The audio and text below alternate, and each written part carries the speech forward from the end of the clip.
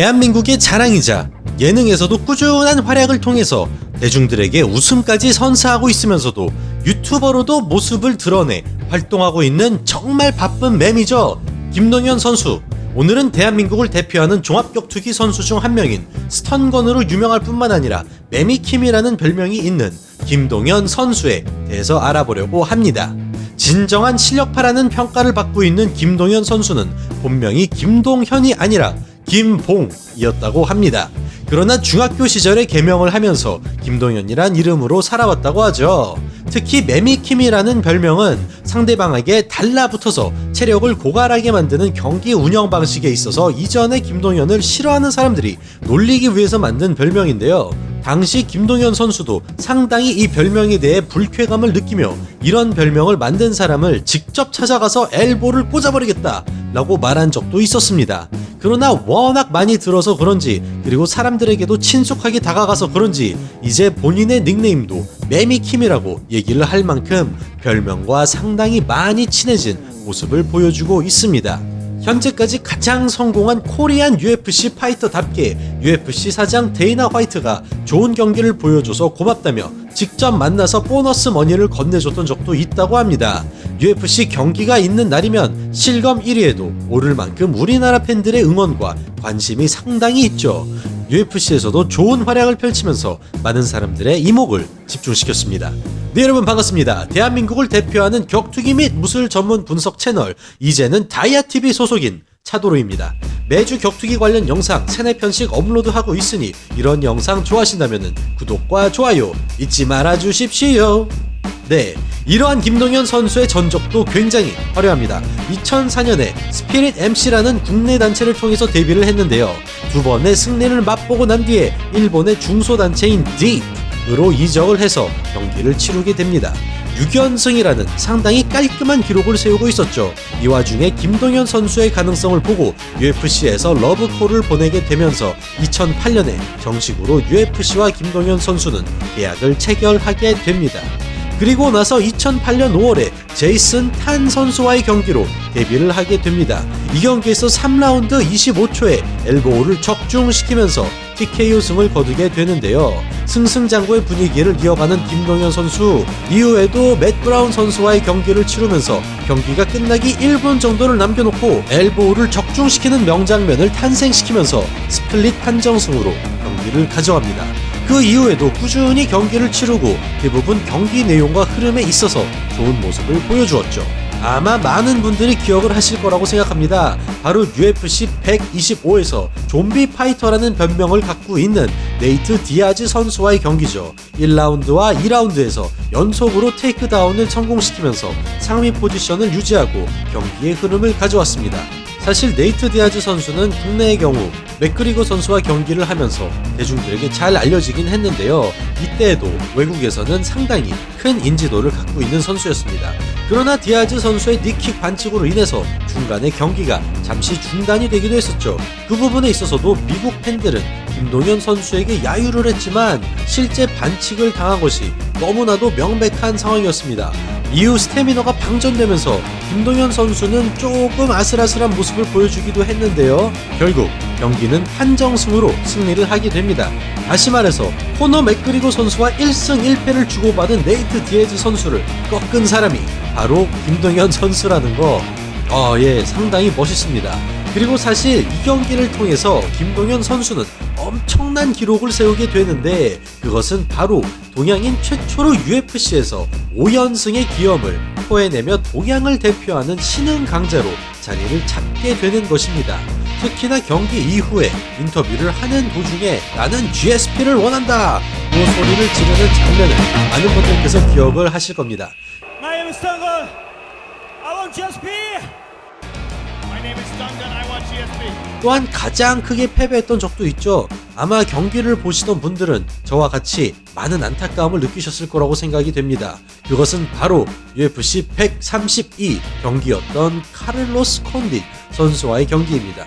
이전부터 상승세를 달리고 있던 김동현 선수이기 때문에 많은 분들께서 기대를 하며 응원을 했습니다. 그 이유는 콘딧 선수가 상위 랭커이기 때문이죠.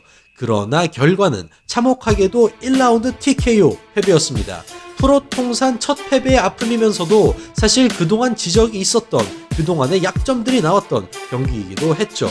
경기 운영에 있어서는 초반에 테이크다운을 성공시키면서 흐름을 가져오는 것 같았지만 콘딧 선수가 사실 반칙이긴 하지만 케이지를 잡고 일어나 버립니다. 이후 스탠딩 타격전이 오가기 시작하고 김동현 선수가 타격전에서 밀리기 시작하자 콘딧 선수가 더블 니킥을 날렸는데 첫 번째 니킥이 페이크란 것을 못 보고 제대로 낚인 김동현 선수는 턱에 클린 히트를 허용하게 되고 아쉽게도 패배를 하고 말았습니다. 김동현 선수의 스턴건이라는 별명이 해외 팬들에게 본격적으로 알려지기 시작한 것은 바로 UFC 파이트 나잇 29에서부터입니다. 브라질 출신의 에릭 실바 선수와 경기를 펼쳤는데요. 경기가 시작하자마자 김동현 선수는 저돌적인 테이크다운을 시도하는 모습을 보여주었고 타격에서도 쉴 새 없이 실바 선수에게 퍼붓는 장면을 보여주면서 풀마운트 포지션을 차지하고 파운딩을 적중시키면서 우위를 가져갔습니다. 그러나 2라운드에서는 체력이 떨어지며 몇 차례 위기 상황이 있었지만 잘 견뎌내다 그림 같은 스턴건 레프트 카운터를 실바 선수에게 적중시키면서 최초의 KO승을 거두게 됩니다. 이 경기가 더욱 의미가 있었던 이유는 UFC에서 9번째 승리를 따냄과 동시에 바로 이것이 3연승 행진이었기 때문입니다. 이 승리를 바탕으로 데이나 화이트의 관심을 받았으며 심지어 브라질 관중으로부터도 환호를 받을 정도였죠. 야, 멋있습니다, 김동현 선수. 근데 여러분 깜짝 놀라지 마십시오. 이후 해서웨이 선수와의 경기에서 그림과 같은 백스핀 엘보우로 지금 보시면 아시겠지만 정말로 아름다운 KO승을 거두면서 한국인으로서 최초의 UFC 10승의 기록을 세우게 됩니다. 참고로 이 백스핀 엘보우는 2014년에 UFC에서 올해 KO로 선정이 될 만큼 파급의 효과가 엄청났습니다. 이후에도 안타까운 패배를 하고 또 달콤한 승리를 쟁취하는 모습을 보여줬죠. 그 중에서도 조시 버트만 선수와의 경기에서 타격전에서 빌리는 모습을 보여주었지만 이후 테이크다운과 암 트라이앵글로 3라운드에서 서브미션으로 승리를 했는데 이 서브미션 승리는 김동현 선수가 UFC에서 경기를 뛰고 처음으로 얻은 서브미션 승리였습니다. 이후에도 지속적으로 시합 일정이 있었지만 김동현 선수의 훈련 중 부상과 상대 선수들의 부상으로 인해서 경기를 한동안 못하게 됐죠. 그리고 나서 2016년 12월 31일에 열린 UFC 207 타렉 사피딘 선수와의 경기에서 판정승으로 승리를 거두게 됩니다. 판정승의 결과도 2대1이 나왔고 그 중에서 한 명은 30대 27로 사피딘 선수의 승리에 포인트를 준 그런 판정이었죠. 경기 운영도 사실 김동현 선수가 공격적인 모습 외에는 이렇다 할 부분이 없었기 때문에 살짝 아쉬움이 남는 경기력이었습니다.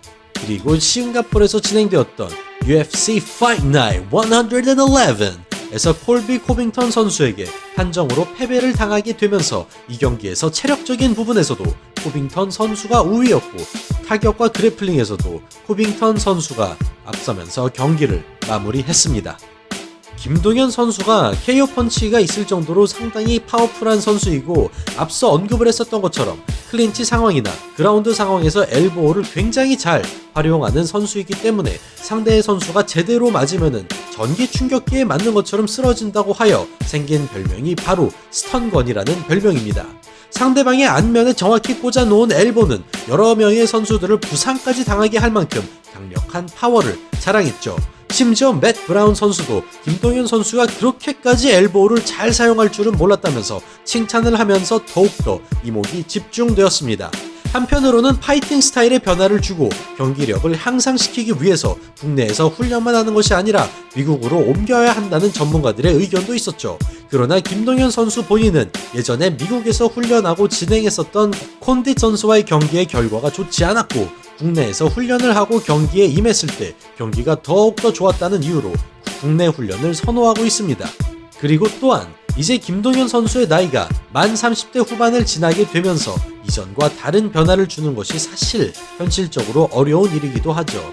김동현 선수의 장점으로는 같은 체급으로 경기를 뛰는 선수들에 비해 큰 키와 긴 리치가 있어서 피지컬적으로 장점이 있고 또 그래플링을 베이스로 한 만큼 주짓수와 유도에도 큰 장점을 나타내고 있습니다. 경기를 운영하는 측면에서도 상당히 안정적으로 운영하고 있죠. 또한 주특기 같은 경우에는 인사이드 싱글 레그 테이크다운 그 이후에 달라붙어서 상대방을 괴롭히는 레슬링 공세입니다. 탑 그래플러로도 김동현 선수 자신의 입지를 확실히 다졌습니다. 분명히 장점도 있지만 단점도 있는 것이 사실이죠. 전문가들은 체력적인 부분에서 양점이 드러난다고 얘기하고 있습니다. 김동현 선수가 경기 중에 1라운드와 2라운드에서는 잘 운영을 하다가도 특히 3라운드에 돌입하게 되면 급격하게 체력이 저하되면서 경기 운영의 흐름을 상대방에게 뺏기는 것이 단점이라고 할 수 있죠. 특히 김동현 선수의 경기 스타일이 장기전을 선호하기 때문에 이것은 매우 큰 문제가 될 수 있습니다. 그리고 마지막으로 김동현 선수의 장점이 그라운드 상황에서 더욱더 빛을 낸다는 것도 사실이죠. 그러나 원하는 방향으로 경기가 흘러가지 않을 경우나 그의 그래플링이나 레슬링이 먹히지 않고 혹은 방어력이 뛰어난 선수들을 만나면 김동현 선수의 경기가 잘 풀리지 않는 것을 확인할 수 있습니다. 실제로도 타이런 우들리 선수와 경기를 할 때 그라운드 상황으로 경기를 운영하기 위해서 지속적으로 태클을 시도하고 클린치를 시도하는 모습을 많이 보여주면서 경기의 흐름을 가져오기 위해서 노력하는 모습을 보여주었지만 이후 그라운드로 갈 수 없다고 판단하자 무리하게 타격전을 진행하다 아쉽게도 넉아웃으로 패배한 적이 있었습니다. 경기의 운영에 있어서도 자신의 강점인 그라운드로 가기 위해 포지셔닝 위주로 경기를 운영하고 있습니다. 그래서 생긴 별명이 매미킴이지만 승률은 기가 막히게 아름답다는 거 잊지 말아주십시오. 오늘은 현재까지 UFC에서 가장 성공한 코리안 파이터로 자리 잡고 있는 한국인의 자랑이자 여러 방면으로 팬들에게 희열과 재미와 웃음까지 안겨준 김동현 선수에 대해 알아보는 시간을 가졌습니다. 또 재밌고 알찬 격투기 영상으로 인사드리겠습니다. 이상 차돌이었습니다. 감사합니다.